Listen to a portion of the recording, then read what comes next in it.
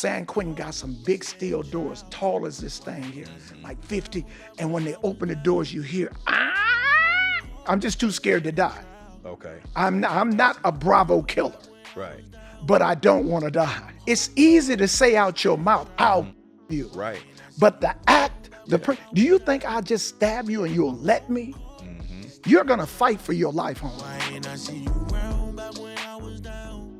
What's up, world? It's your boy Big Court on the Holdin Court Podcast. We are back. We are back for another explosive episode, man. Broadcasting live from California, IA. We in Burbank today. That's just where we gonna say we at, right? Producer Ken? Beautiful Burbank. downtown Burbank. Rachel Renee. Man, we got a special guest in the house, man. And man, this brother is a very polarizing figure, man. He been around a long time, figuratively and literally. A lot of wisdom to offer. Man, we got the homie from Compton, Bompton, California. The oldest Piru, the oldest living Piru, Ayatollah Marv. What's good with you, OG? What's happening? How you? I'm good, man. I'm good. I appreciate you making the time to come through. Right. I appreciate you for bringing us. Yeah, man. You've been trending pretty much all year. You know, you've been trending on social media, bro. That's what they say. I didn't even know what a trend was. Hell. How you adjusting, man? You're an older gentleman. How you adjusting to this internet shit, bro? And you have a level of internet fame. How you adjusting? It's strange. You know, I come from a generation when people look at you and stare at you, it's all bad. You know, so now I'm going through places and people are looking at you. And it first started off, I'm like, damn, who would I done this to? Yeah. And then my kids like, Dad, you trending. You went viral. I ain't got no sickness. You know? Right. I ain't been to the hospital, so how did I get viral? Right? So now it's like I go through and I get a lot of compliments from dudes. I get some snares from some other people. Yeah. But then nobody run up. Right.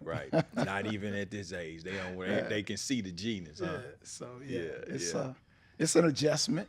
You know, I'm not a in the camera kind of guy. I've always kind of stayed in the wings. So now it's like at the airport, people are looking at you and like, did I steal something? Yeah. Like, hey man, we seen you on a podcast and we seen you on okay, cool. Yeah. You know? So tripped me out. I was in Chicago last week and this old lady, old as me, or she may have just had a hard life. And she's like, I know you. Yeah. Like, you do? Yeah. You on the TV. Nah, hey, I feel you, OG, because it's the same thing with me. With this podcast and shit and this YouTube shit and just the reach of YouTube and just content. Because that same thing with me, I fly all the time and I have people come up to me in different cities. And sometimes it can be a little nerve-wracking because you don't know if they friend or foe. You don't know if you done said some shit that ruffled their feathers or whatever. So yeah, I understand that. But it's a good thing, though. You know, it means that whatever you did resonated with them. Bad or good. Yeah, Al Capone say it don't care what you say about me, just spell my name right. Exactly, real shit. So let's get into your history a little bit. So you born and raised in Compton, California. Nightmare on Elm Street. From Elm, right? Is that one of the original Piru sets? No. Okay. We get into a conflict about this all the time. One dude asked me one day, Marv, where are you from? You be saying Elm Street, and then you say you from Fruit Town, and then you say you treetops. Like, well, I'm from Bompton. It ain't but 10 square miles. I run the whole 10 square. Melvin said we don't set trip, we set trends. Yeah. You know, so when I started off on my fight, me and some of my little partners, I got attacked by some white people and went on a rampage at 8 years old. And our first gang was called the Blackjack Gang. We was watching, so you were talking about influencers and Edward G. Robinson, the Untouchables, and James Cagney were my influencers. I wanted to be a white criminal. Yeah. Gangsters was the thing. Yeah. You know, OB and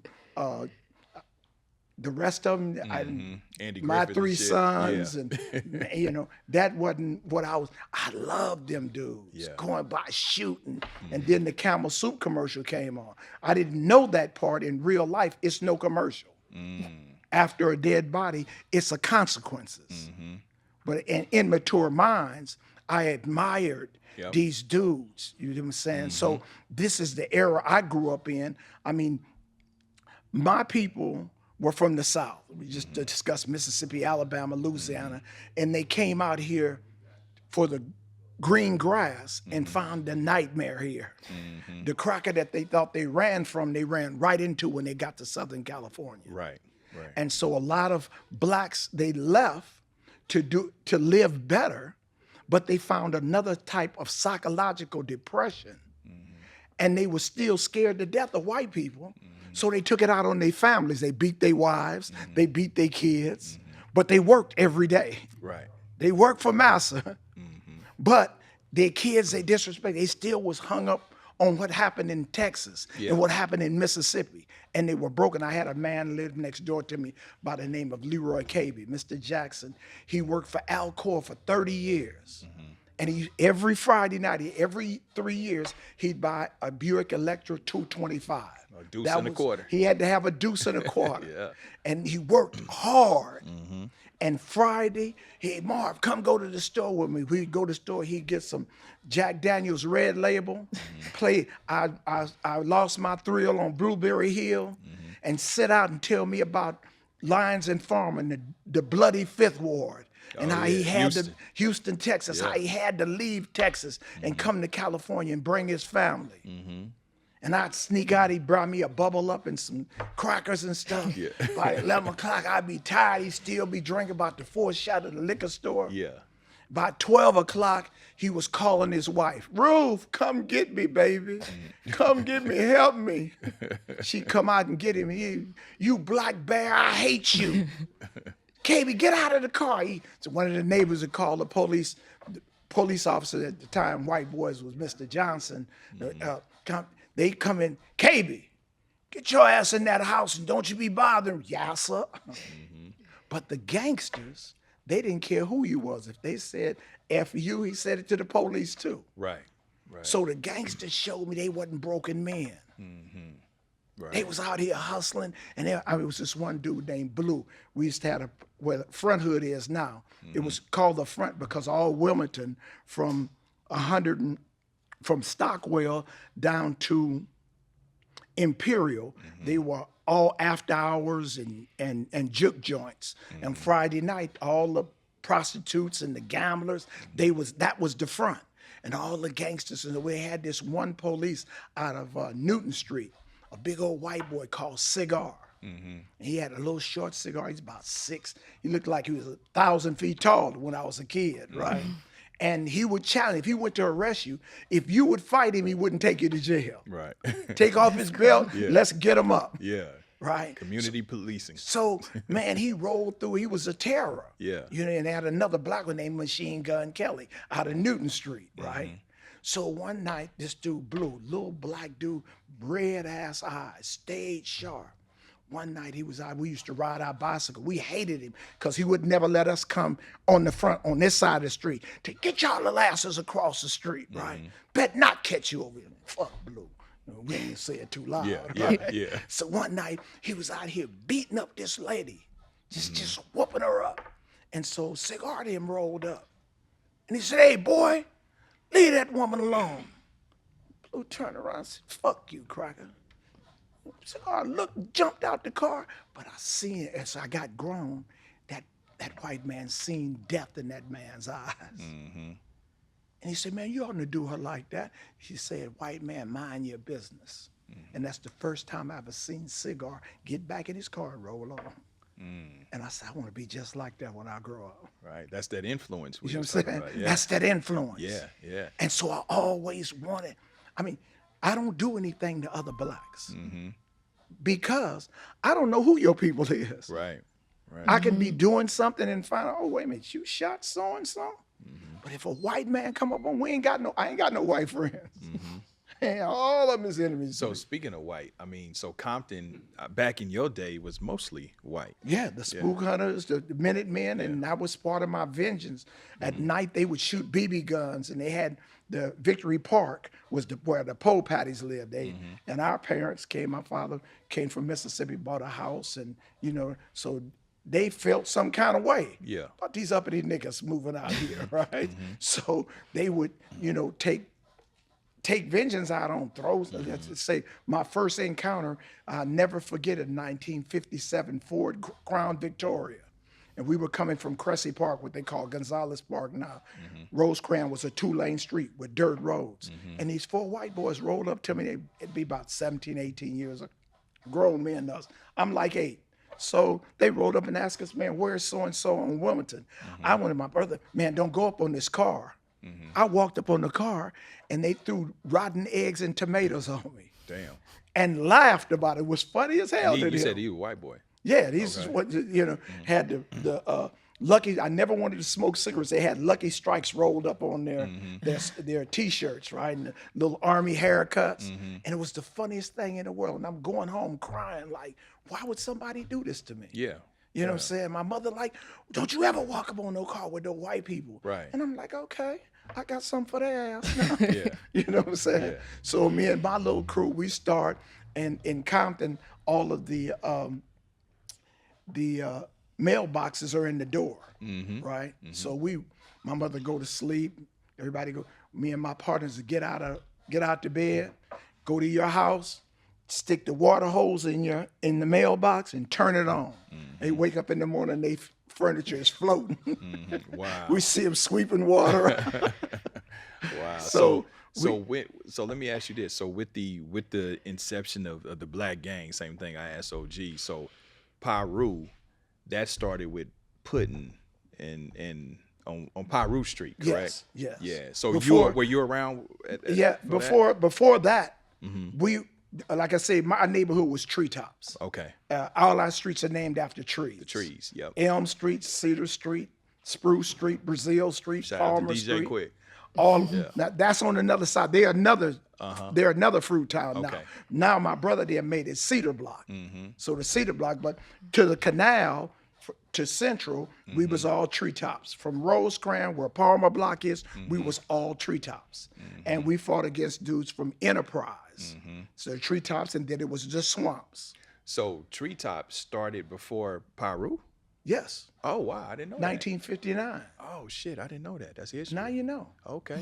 That's If history. we put some shit you didn't know, we'd That's have another history. Mount Everest. Yeah, that's A lot history. of other stuff, Okay. I thought Piru was, started and then it branched out to trees, looters and all of that. It branched out, but it branched out because Front Hood was already formulated. It used to be the front, right? The Grandees and some apartments was in Grandees, Grandee, yep. but before they were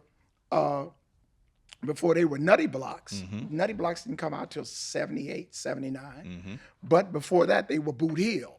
Okay. Boot Hill because their neighborhood, in the back of their neighborhood is a graveyard on both sides, right? So then you had, before Fruittown, it was the Bliss Boys. Okay. And before the Bliss Boys, it was Lazy Loafers. Wow. So okay, damn. So was Bobby Louie around that time when Puddin' and Piru formed on Piru Street? I guess. Right? I was in prison. Oh, okay.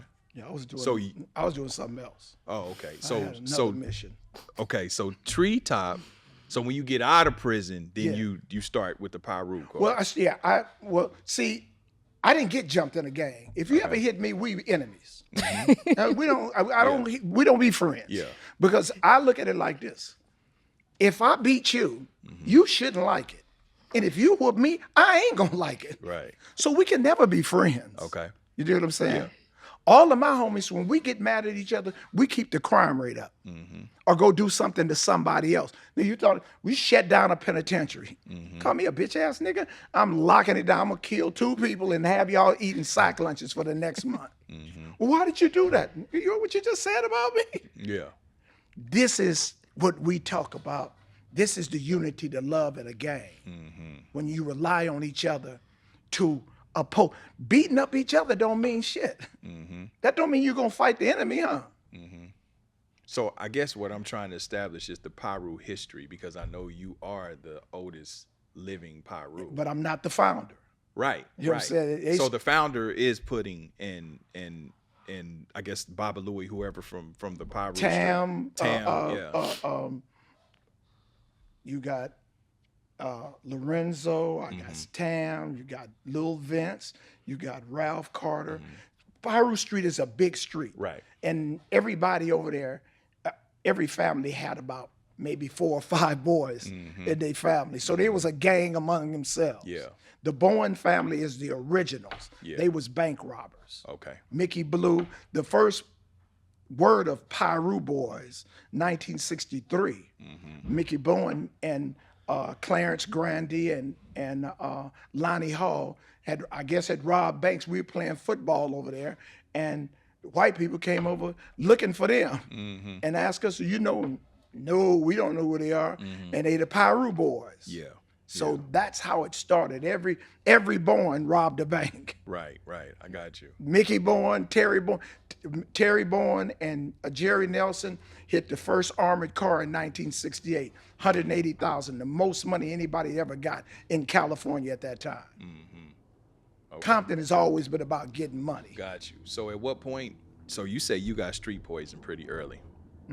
Okay, and so that was what? Just was you same thing the Mel said, just the robbing and whatever. In that day, that was the crime. In my choice. time, that was economical wealth came from white America. I mean, why would I burglarize your house and steal your old TV, and I can go to Sears and steal a new one?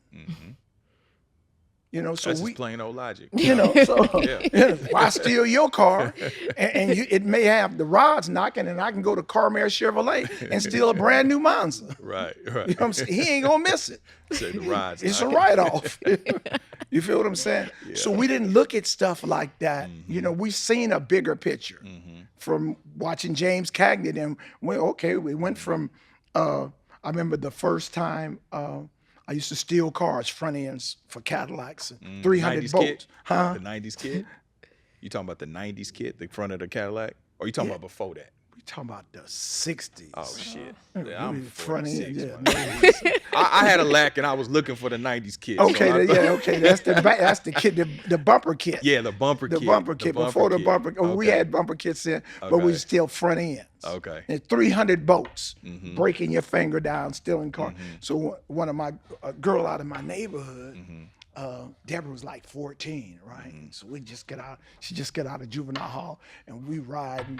And so her and Yvonne, they had this thing called pantsing people. What the hell is pants? Like these girls is 14. So they would go to a club and act like they were prostitutes and go to the hotel. They go to the hotel, tell the dude get in the shower, take their pants and run out and get in my car. Right. So if the man wouldn't get in the shower, as they couldn't get him, they would flick the lights on and off. Yeah. And I'd go knock on the door. You got my little sister in here? And they give you like $50. So one night wasn't none of this working, right? Yeah. Dude, run us off. Like, man, my car's on E. I'm like, man, girl, what the hell is you doing? You know, you got us out here like this. And she like, well, we're going down Central Avenue. And she like, Marv, pull over. She said, you got your gun? I'm like, nah, for what? She like, okay. She looks in the back. I had a 56 Nomad, a station wagon. She looks in the back and you ever heard of a skate, a Union 5 skate? They got skates. They used to put them on your shoes. Yes, the metal ones. The metal ones. Yeah. So she gets a skate, right? And like, I'll be right back. She comes back about 5 minutes later. She got a bag. Let's go. Like, let's go. Yeah. She's like, let's go. Open the paper bag. She got like $1,500. Yeah. I'm like, what the hell did you do? She's like, I robbed a liquor store. I'm like, girl, you ain't robbed no liquor store. Yeah. She's like, yes, I did. Goes in, so about the next day, I'm thinking about her like, damn, did she really rob? So I take her to the liquor bank that Wednesday in Torrance. This time, she has a ball peen hammer. Right? Yeah. Goes in there, get $2,000. I'm like, if she did this with a skate and a hammer, just think what I'm gonna do with it. And so we start plain old logic. We start robbing thrifty stores. We got 10 minutes to 10 every Thursday. My mother think I was at the library. I was in high school. My senior year, we was tearing their asses up. Damn. This is a robbery. Don't make it a murder.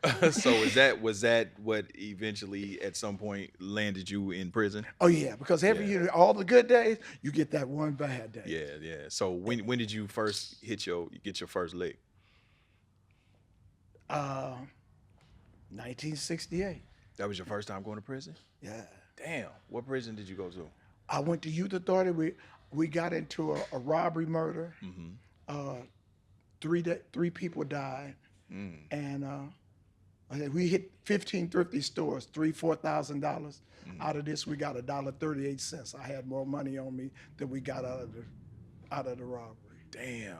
You know what I'm saying? Wow. So that bad day. Damn. So what was the circumstances to you getting caught? They jammed y'all up while you was robbing the spot, or no? The main killer told on me. Oh shit. Yeah. So they get you tied into that the yeah, murder shit too. So we the next night he got arrested. He brought the police to my house and my other crime partner's house, and told what he did and told what we did. Damn.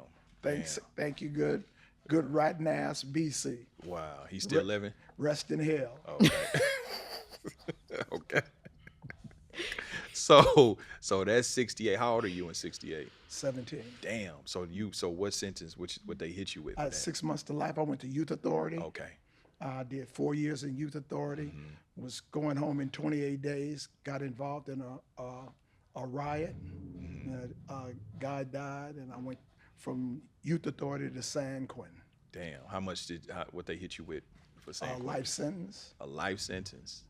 Damn. Did 56 months. Wow. Got a reversal.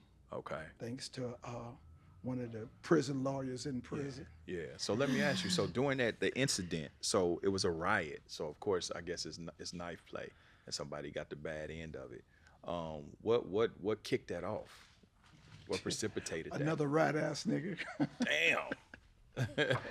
Yeah, Big Bub from was Grape Street. They were Juniper Street Crips at the time, and I didn't have a dog in the fight. I was getting ready to go home. He got into it with some Aryan Brotherhoods, and one of them I didn't like anyway, so it was easy to influence me.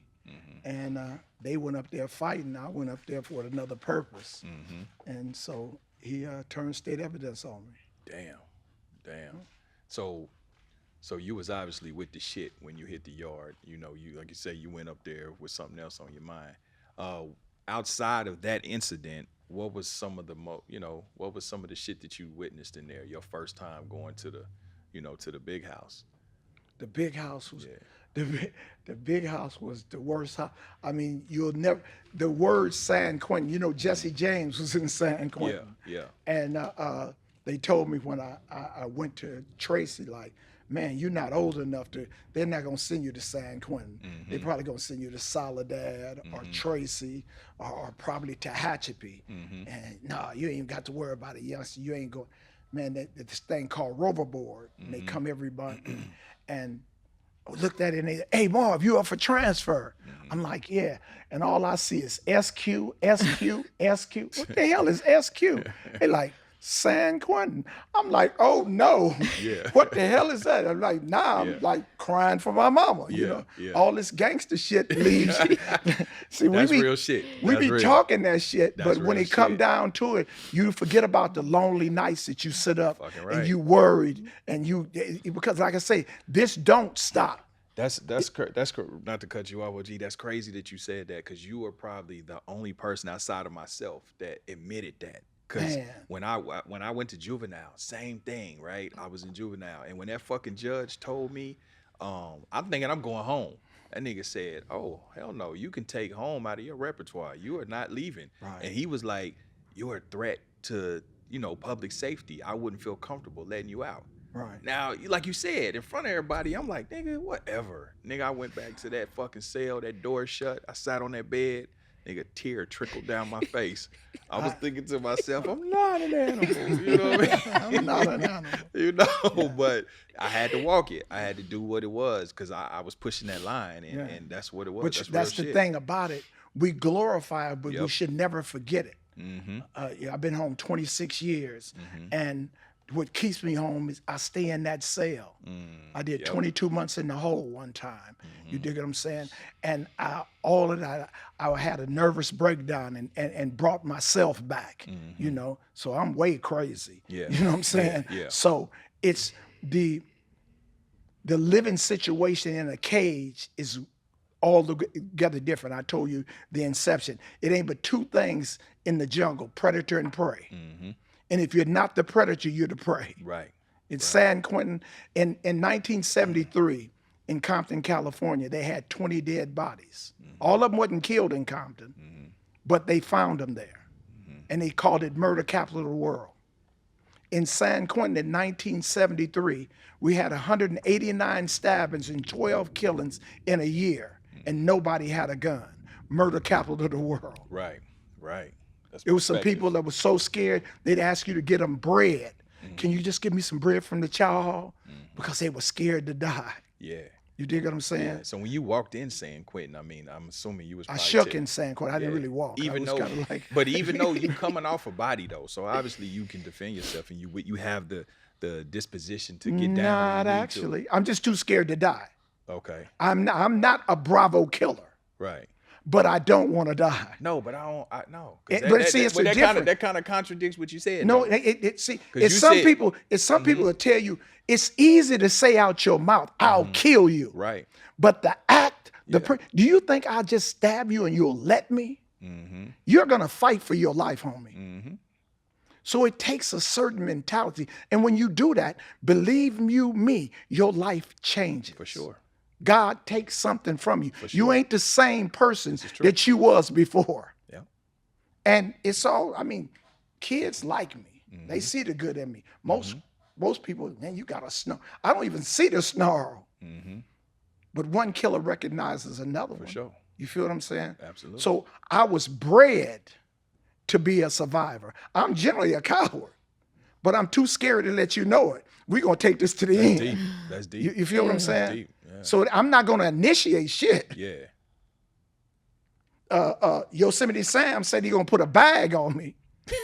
But what's going to happen with that bag? I never heard him called that. That's new. That's what you Coach named Charlton him? White or Yosemite Sam.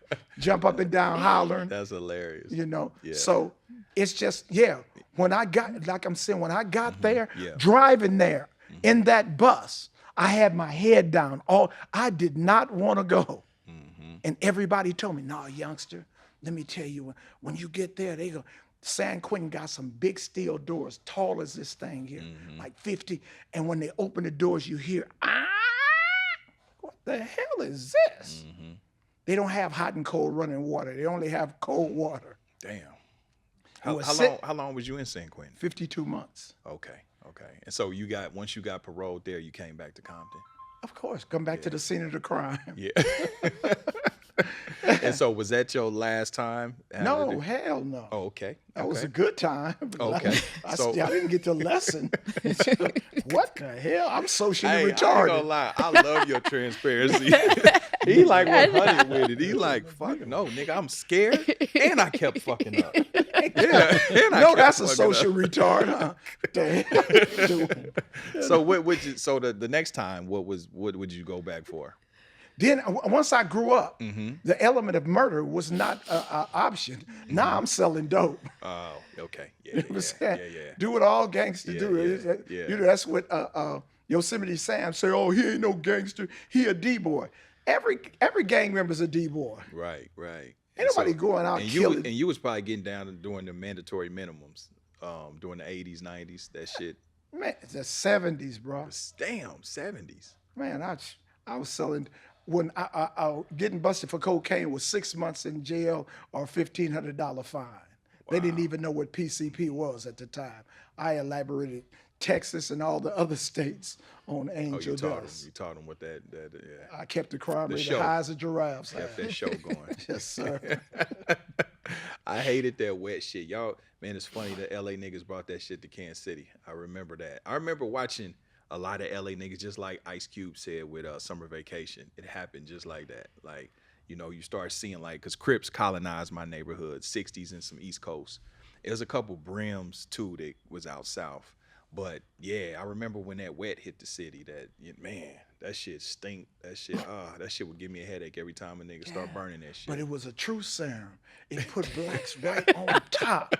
And when white America saw that the action, that they said they have superhuman strength. Yeah. And what they did, they took the soul out you. They put crack in your life. And the generation ain't been the same since. Man, that crack shit was devastating. It ain't but I watched two it hit a firsthand. quitter with some PCP. You ain't gonna hit it but 2 times, and you'll crack all night, all day. Mm-hmm. And you sit there looking grandiose and looking stupider and stupider. Yeah. What did you learn when you was in prison? What was the number one lesson that you got the last time that you went 20-something years ago? That I had outgrew it and that it didn't make sense. As long as I was in prison and it paid off, it was good. But when it started costing me, I got to change. You know, it was just like, well, one time I was in the 6th grade. We went from this. You probably went to. We went from first grade to the 6th grade. Yeah, that's and how then it was went for from me. the 7th grade to the 9th grade. Yeah. And you went to high school. So in the 6th grade, you're the king of the school. You start running shit. You ain't nobody can tell you what to do. You're a 6th grader. Right. You get ready to go to junior high school. So one day I was in class, and we were going out to recess, and I took the ball, and the teacher told me, "Hey, Ken, put that ball back." I'm like, "No, man, I got it." He sent me to the principal's office. Yeah. So in the principal's office, Mr. Thomas, like, "Marvin, what's the problem?" I'm like, ain't no problem. I don't know why you picking on me. He says, "Well, you know what? When you want to act like a 3rd grader, I'm going to treat you like one, right?" He sent me to Miss Holmes' class, a 3rd grade class. I'm in the 6th grade, right? Damn. So the 3rd grade class, the seats are smaller. Yeah. So my knees are bumping against the seats, Yeah, right? got you looking crazy. So now I'm sitting there, they go and tell him, "Hey, Marvin's in the 3rd grade." What do you mean he's in the, Miss Holmes, you do something, stick your hand out with a ruler. You ain't hitting me with no ruler. That ruler used to sting like a bitch. Yeah, so now in the 6th grade, and I'm in a 3rd grade class, my knees are bumping. I've outgrown the 3rd grade. Right. When I got to Ironwood State Prison, and they started calling me Pops, and I start AOG, and I start talking, "Oh, you from Long Beach?" "Yeah, oh yeah, you know my father." "Know your father?" Yeah. My knees was bumping against the penitentiary. Right. Good analogy. Great analogy. You know, I left there. I said, "Man, if I got to change Kotex machines, baby diapers, I'm going to do whatever I got to do. I'm not going back to prison." Real shit. How did you spend your time the last time? What did you do in there? Go to the hole. That's it. Just. If I wanted to work, I'd have stayed on the street. Yeah. Why in the hell you go to prison to work? So you intentionally went to the hole. Of course. So what would you do to go to the hole? Ain't by any means necessary. If you're the victim, it's a victim, bro. Yeah. It's the safest place in the penitentiary. Damn. So you spent the majority of your time isolated. Ventilated, not isolated. It's company in the hole. Oh, okay. We got a whole shoe program full of people that don't mind. So the hole ain't just you isolated by yourself in a cell? Yeah, no, it's a shoe program of Pelican Bay. Okay. I was in Adjustment Center in San Quentin. I see. I was in O-Wing and Soledad. I was in Palm Hall and Chino. Yeah. I've hit them all. Yeah, because you a B number, right? B57134. Yeah, okay. All right. What do you think that did to you psychologically? It developed me in a development that it would never. I recommend everybody. No, well, they changed the prison system now. Before, you know, they used to be like, whatever you want to keep from a Negro, put it in a book. Right. So when I first went to San Quentin, you got one phone call a year for Thanksgiving. And you had one 28-pound box a year for Christmas. And everybody wore blue. Everybody, if your hair was this long, the police would tell you to cut it. And if you didn't cut it, they'd take you to death row and cut your face off with sheep shears. So everybody was a convict, and they were screws. Yeah. They was guards, prison guards, you know, not correctional officers. They couldn't correct shit. Yeah. So everybody had a definition who they were in prison. Right. They knew the separation. So in that separation, the whites hung here, the Mexicans hung here, the blacks hung here. Yeah. Everybody was at the warden hall at a separate time, and you respected boundaries. And if you didn't respect the boundaries, you died. Right. Right. So they taught me in San Quentin, if you tell a man, fuck you, be ready to kill him in the morning. Yeah. No, that's real shit. That's real shit. Did you find religion in there? No, I wasn't looking for it.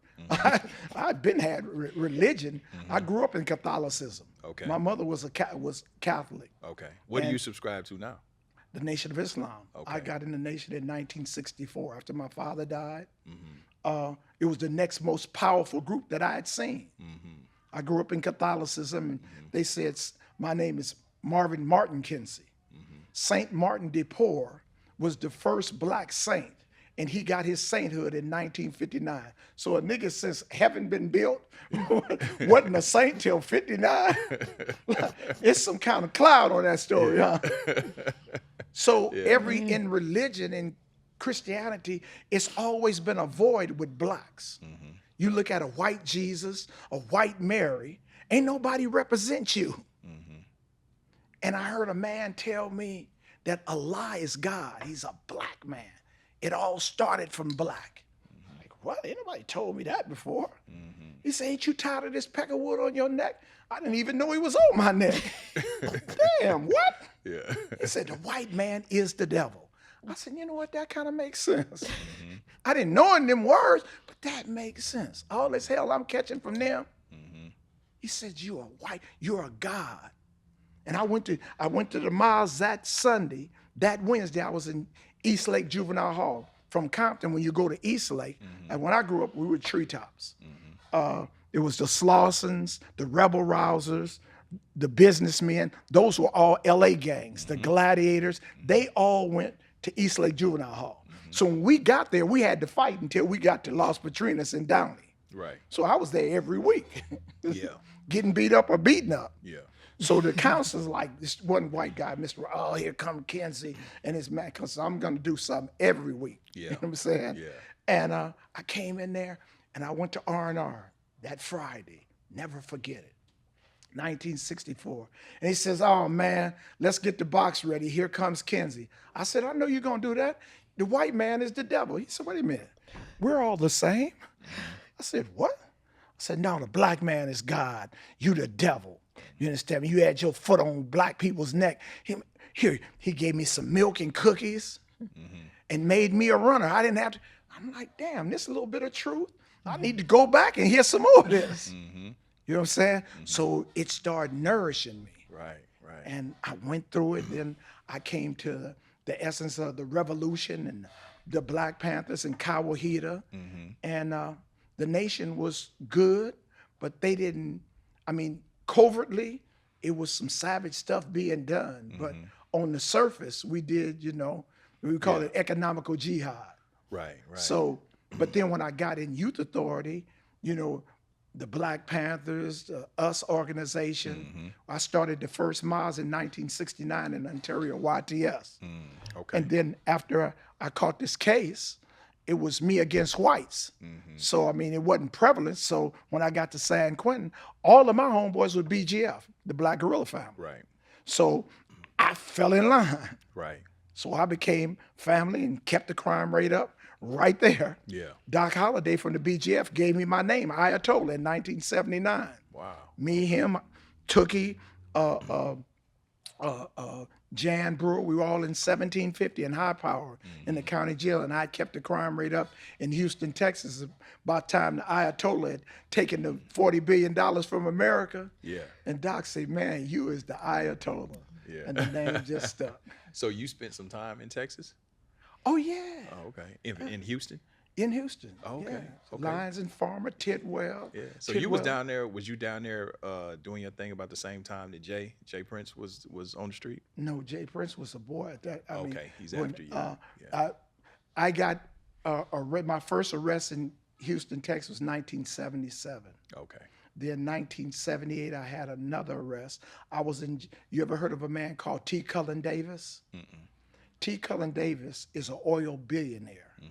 If you ever watch a movie called The Yellow Rose of Texas and a book called that's T. Cullen Davis. T. Cullen Davis was divorcing his wife. He had met this girl at a restaurant, married her, she had a kid, and she was T. Cullen was like 60, 70 years old. She was 30. She started cheating on him. T. Cullen found out about it and had him killed. Wow. But he didn't kill her. He killed her boyfriend and her daughter. Yeah, damn. And so they went to court. And when they went to court, the judge, he offered her $30 million. And she went to court and the judge gave her half. And T. Cullen Davis said he wasn't paying nothing. So he had hired a hitman to kill the judge. Wow. So when he hired the hitman to kill the judge, these dudes called the feds. And they went and told the judge that it was a hit on him, put the judge in his car, put ketchup on him, took some pictures. And took it to T. Cullen Davis. T. Cullen Davis gave him $250,000. Finessed him. You understand me? And they arrested him for attempted murder on a judge. Wow. So he was in Harris County Jail with me. So the attorneys I had was Adamo and Cobb. And they worked under Percy Farman and Racehorse Haynes, two of the baddest attorneys in the South at the time, white people. So they introduced me to T. Cullen Davis, and I learned his story. Got you. And T. Cullen, I got out, I bailed out, socially retarded, got busted again with a 5 defendant case, right? Came back to the shitter. T. Cullen was there. And so they got ready he tried to transfer, he lived in Austin, Texas. And they were trying to transfer the case back to Austin because he was in 183rd District Court in Houston, Texas.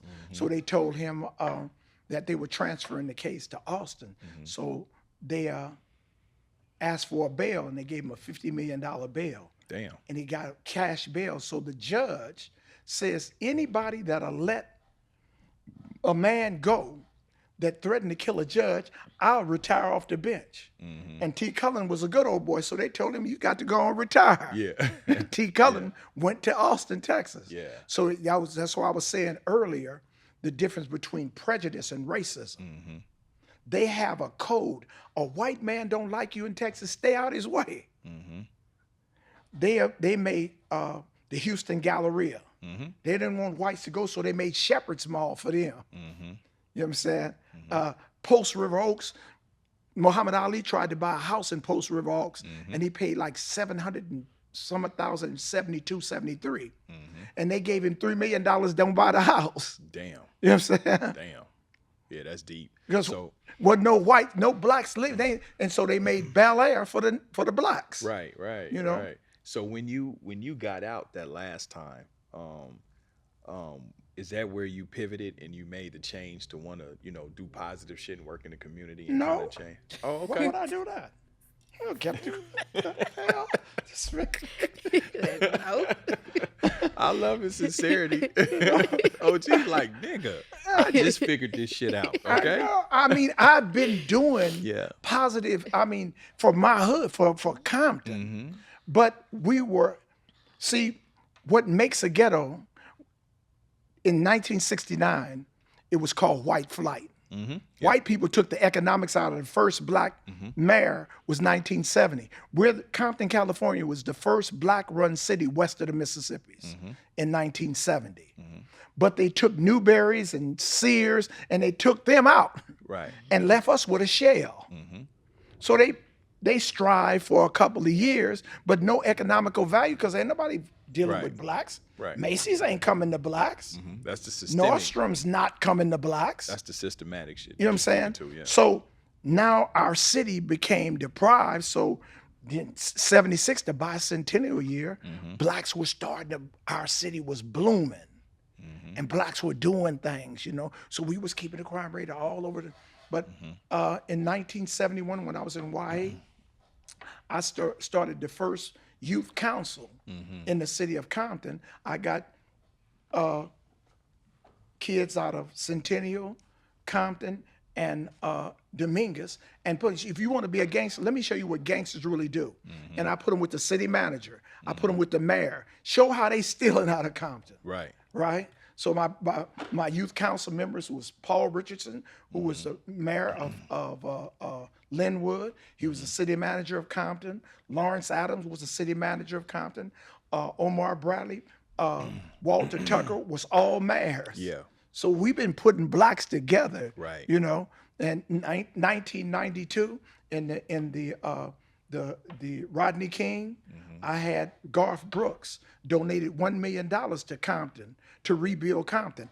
I illustrated that because I was on the run in 1986 in Oklahoma and met his family. You know what I'm saying? What was you on the run from? White folks. Yeah, I know. I'm saying, what was the case? The case was when I get out of prison, I don't report to a parole officer. I go to okay. keep the crime rate up. Catch me when you can. What? What do you mean? Right. I'm not changing my ways. Yeah. What the fuck? Oh, I love the sincerity. You know. So yeah, I'm keeping the crime rate up. So I'm not gonna ask the question. So at what point did you say fuck it? I'm done keeping the crime rate up. I'm falling in line. I ain't never fell in line. Okay, let me rephrase it. Let me say this. I slowed down. Okay. I've understand what economical jihad is. Okay. And America's a bunch of criminals. Mm-hmm. So I mean, you do it all day long. When a black do it, it's a felony. Yeah, for sure. Yeah. So like, what is actually the crime? Right. So we are. Oh, well, man, that ain't what God said. Mm-hmm. You know what I'm saying? Mm-hmm. So when God's laws, white America came and made amendments to them laws and made their own laws. Huh? Mm-hmm. They took the 10 and made 120 out of them. Huh? Right. Right. So it's not what, and the thing that I illustrate to youngsters today, it's not playing the game. It's understanding the rules of the game. You can play all day, and every time you do something, I say a foul. Mm-hmm. But if you know the rules, hold up, that is not in here. Mm-hmm. So before you do a crime, you should know how much time that crime carries. Real shit. One of my homies, they broke in my house, right? When I was doing a detail with Mike Tyson. And when I was working with Mike, I came home one day and my house was burglarized. I mean, I felt, like really molested. Right. What the hell? First I thought an old girlfriend had did it. Yeah. Like what in the hell I'd have made mad. Yeah. Find out some of my little homeboys had burglarized my house. Yeah. So now I show you the savage in me. Instead of, the house was insured under AAA. Mm-hmm. All I had to do is make a police report. Everything would have got replaced. Mm-hmm. Who can do that tomorrow? Right. These niggas go, what? In this neighborhood? Yeah. Oh, hell no. Yeah. So I ran up on little dude that did it, took him, but before he got to the hospital, he had told. Mm-hmm. Damn. I go to the feds though. The hell we're giving. I had Operation Safe Streets, 1968. Any known felon or gang member in commission of a crime with a gun that wasn't made in his state has a felony called commerce, interfering with commerce. The sentence carries 65 years. Damn. And not using the gun, just having it. Mm-hmm. And in the law library, I was looking at it and looking through law, and one law comprehends another law. Mm-hmm. And I looked one day and I seen this, computer fraud. What the fuck is computer fraud? Looking at the same elements of computer fraud. Yeah. And you can steal up to $80 million in computer fraud. Mm-hmm. And the top sentence is 48 months. I'm in the wrong game. The fuck? Don't nobody give a fuck about murder. Yeah. Murder's a liability. Right. But stealing money, they want to know how you got it. Yeah, exactly. So I just changed my ways. He got on his Marty. Right. So you move from the streets to the. I got you. So Crime is not a crime till you get caught. This is true. So where are you at with it now, G? I mean, and I want to touch on that. Like, you did work for Tyson. You did security for him. What kind of guy was Mike Tyson back then? Same way he is right now. Mike is a genuine dude. He's, I bought my house through Mike. He takes care of all of his people. Yeah. If you bougie, he will bust you. He will bust you. But as far as one of the best details I ever had. Wow. How'd you get into the security thing? Captain Shahid Muhammad. Okay. When I got out of prison in '95, he didn't want me to go back. And I've been knowing him ever since he was a businessman and in the Nation of Islam. So he was doing NOI security. So I got out of prison September the 19th, 1995. I went to the Million Man March.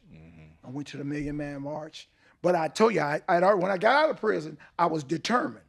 So I was at my mother's house and I was riding a bicycle all the way from Compton to Pico and La Brea, to Roscoe's Chicken and Waffle, and for $5 an hour. So Cap hooked us up, and one day we was Brandy and Ray J was in Roscoe's Chicken and Waffle, and they came out and told us man, the Mansfield Crips in there sweating Ray J then.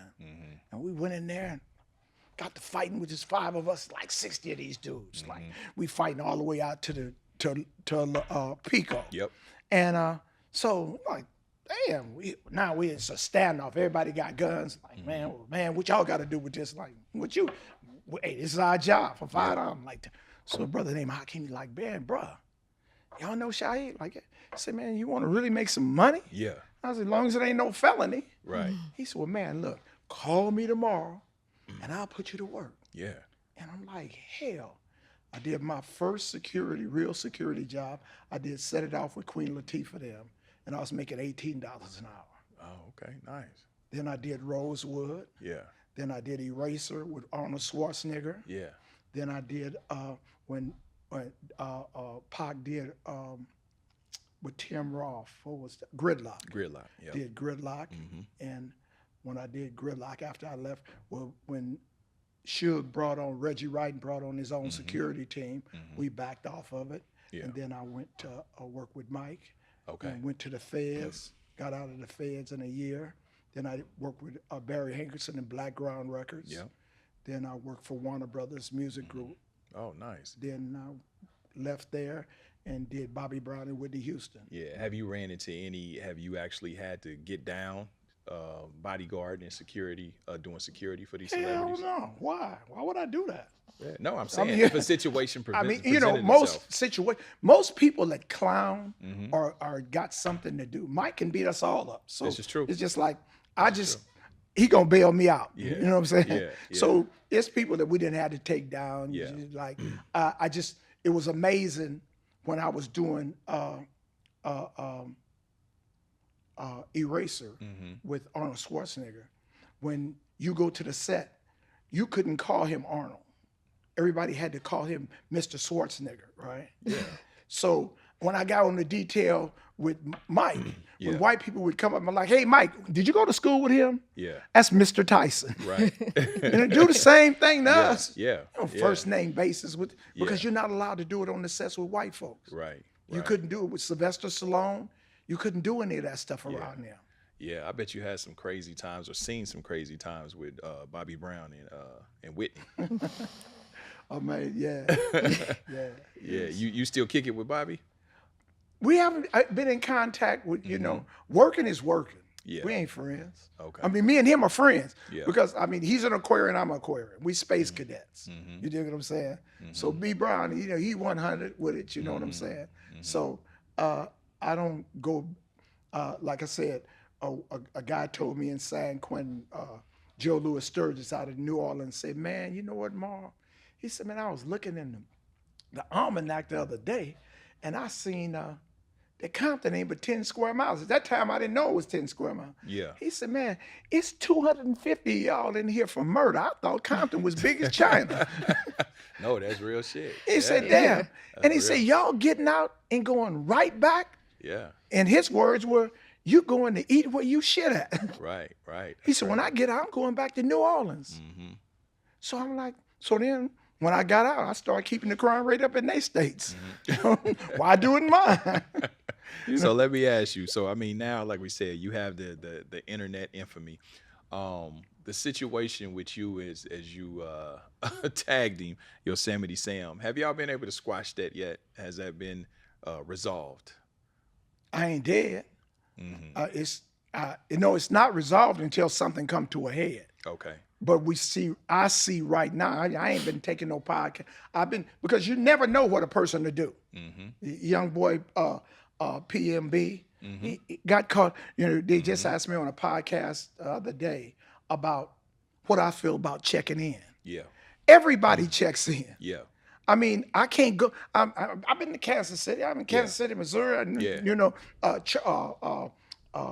Charles Hendricks back in the day. I couldn't sell PCP in your state. Yeah. If I did, yeah, either one or two things was gonna happen to me. If y'all couldn't kill me, you gonna tell the police on me. Yeah. California is a transit state. Right. This is the only state you can come in and sit on a corner and sell dope and ain't from my hood. Mm-hmm. Oh, he cool. That ain't happening in Texas. Yeah, I think it's funny because, you know, when you say the term checking in, right? I think the term, because me and Jay Prince talked about this, you know, the term may rub some people. How do it rub you? Okay, it's just like the guy. I'm gonna tell you why. Because I think with the youngsters, because technically when I go to cities, I quote unquote check in too. Like when I go to Atlanta, I got people down there. So Right. I hit them and say, hey, you know, come get me right. They, you know what I mean? They drop off the whoop-de-wop. I go about my business. Right. You know, New Orleans, all cities where I frequent, I know somebody. Right. You know, and they let me know, hey, bro, you know, here you go. You good. This is the You need temperature this, you need today. this. Yeah. This is a what's going on. check-in. Right. Now, see, checking in and paying rent is two different things. Exactly. Now, when I have to come to Paying your draft. state, when I Yeah. come to your state and you charge me $10,000, now we got a problem. Yeah, that's something else. You know what I'm saying? Yeah. But you know what really irks me about this check-in thing? Mm-hmm. Nobody had a problem until the white boy said it. And when 6ix9ine came in, I'm not checking in. Everybody got a complex about checking in. Mm-hmm. White people ain't got to check in. You know what I'm saying? When I went to Chicago, I checked in with the Nation of Islam. Right. Everywhere I go. When I went to Texas, I've been to 30 states of the United States, keeping the crime rate up. Never been jacked because I talked to the right people. Exactly. Yeah, me too. Same That's thing. logical. Yep. You dig what I'm saying? But these youngsters so irrational, you think you can come here. The thing happened with the Migo boy. He started cutting loose the people that held him down. There's no independence. And what do you mean by that? What do you mean? What do you mean by that? Well, they ain't really, he ain't from Compton. Right. But I'm just saying, Yeah. if you look at the research, the people that was down with him, they start going in another direction. And why you end up in Texas? You know what I'm saying? You from Atlanta. Yeah. No, I think it was something else with that. It's always something else. Yeah. But you know, he he did check in. You know, he was with, you know, Junior and his crew. So he was supposed to be. It was supposed to go a he was different with way. Junior. He wasn't with the legitimate. Yes. I I mean, one could say almost that. only count One could say horseshoes that. and dynamite. One Yeah. could say that. You know what I'm You know, saying? because I fuck with Senior. I know Senior. I don't know Junior. Yeah. But he was with Junior and his people, and he was supposed to be straight. And I guess they had a loose cannon somewhere off. And Yes. you know, How did that happen? Right. On my watch. Real talk. You know? Yeah. So we have to understand why it's sensible to check in. Yeah. I mean, if brother had went to Manchester and Los Angeles or a guy, he'd still be alive today. Why would you go in a rat hole on Yeah, that Manchester? didn't make sense. But I'm gonna show you Man, my Bravo. But this is the thing, bro. I've been out here. I tell people this. I've been here 20 years. I used to come out here in the 90s on some hustle shit even before I lived out here, you know. And I've had no issue out here. Now, granted, I moved to Brentwood. I moved to Calabasas, Encino, all of that, right? Staying out the way. Yeah, staying out the way. Because gangsters, we ain't coming But- past West. Right. But they up in the valley too, though. But then if they in the valley, Yeah. if you ain't in the hood every day, you a Yeah. changed man. Yeah. They got some money. They got some money, Yeah, so and you they came. see, Yeah. because it ain't two things. Yeah. You don't gang bang and be rich at the same time. Right. But this the thing though. I used to, you know, when I first moved out here, I used to go in the hood all the time. I'd be in Compton. I'd be at the swap meet. I'd be in the 60s. I'd be in the jungles. Like, because I knew a lot of motherfuckers, right? And I was still a little young, so I kind of wanted to be around that. I just never had no issue. I just feel like if you carry yourself a certain way. And you carry yourself with respect. And I mean, low key banged on, you know what I mean? Niggas are just kind of, you know, say little shit, but I always show respect. But then this the other side of it. I was ready if it went there. I wasn't fancy free. I knew where I was. Right. You know what I'm saying? Right. So I understood my mentality. I had to be how I needed to be. You know what I'm saying? I knew it wasn't sweet. So that's the thing. You can do what you want to do, man, but you just can't think that it's just, you know, you just gonna waltz in, waltz out, and be unscathed. I always expected the worst to happen. That's what you do. You know? I mean, that's my life. Yeah. I look for the rain. Yeah, me too. If the sun comes up, I too. praise God. Oh, thank you. Yeah. But if it's rain, I got an umbrella. Yeah, real shit. You I know? always think the worst of situations, like, because I know how would I get me? How would I get this individual? You know what I'm saying? Because I mean, I used to be that nigga, so I can see it. Like, okay, yeah, this is the play. But yeah, that's unfortunate, bro. You know, just with the culture and how we do each other. And it's deal with each systematic, other. you know, Yeah. like you were saying, the media has a big pull on us. Yeah, for sure. And whatever the media says, we deal with. Yeah. You know, they deal with this situation with Kyrie. Now, they talk about, and you got these coons that say he need to apologize, oh, he was wrong. Well, ain't nobody checked Amazon for making the movie, huh? So like, where do we can always say the problem, but what is the solution? So we can, oh, these rappers are doing that, but why did America allow it to be out there, huh? Right. When I was with Warner Brothers, they said they didn't want any music over a fourth grade mentality. Yeah, they really For do blacks. that shit. They really do that. Yeah. You know, one dude was telling me, man, no, we got some. It ain't but 2 rappers that rap that's saying something that ain't killing. That's Post Malone and Josh Harden. They can talk about love. You know what I'm saying? Right. So yeah, OG, man, we appreciate you coming to the show. What you got? Tell us real quick what you got cracking and where people can find you. Man, I'm on the corner of Rosecrans and Central, and right behind Tams. You can come with y'all need a fade. You can come get it there. That's But right. I got Ayatollah Street Podcast. Yeah. PottsGroveFarms.com. Yeah. I got a virtual cannabis business, and I'm the Cisco and Ebert of cannabis. Nice. And so I'm doing that, and like Melvin said, we putting stuff together, trying to help this brother Antoine Doolittle out of a situation that he placed himself in as a 16-year-old, and at 57 he shouldn't be held accountable for it. Right. No, that's real. That's You sad. know, That's a it sad would- situation. It would be all, you know, if it had been a white man killed, a white boy killed a black, he wouldn't have never went to jail. Right. You right. know. Okay. So, Well, man, we appreciate your efforts, especially with that and your efforts in the community. Appreciate just, you know, even you just making the necessary changes for you. You know what I mean? And you ain't putting the crime rate up no more. You know what I'm saying? You, your words. Nah, you straight, OG. You doing your thing, man. So we appreciate you coming. Rachel Renee, you got anything to say? No, thank you. This was great. You got nothing to say? You didn't say that about Melvin. She didn't say shit. I didn't say My nothing. daughter, and this nigga usually got mouth, right? But no, we appreciate you, OG. Yeah. We had to do it again, man. Yeah. And For I love to come to come into your world, come to your podcast too, because I know you got a lot of wisdom, a lot to offer. You think so? I I just think been so, around bro. here a long You- time. yeah. So you can learn something from a No, dummy. definitely. I mean, you a little touched, but you still there though. You still there. I appreciate you, OG. Yes, sir. Yeah.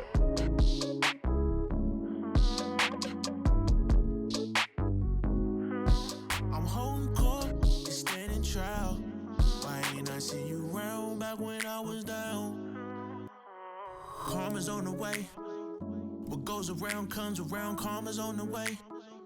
There's nothing you could do now. You gotta pay.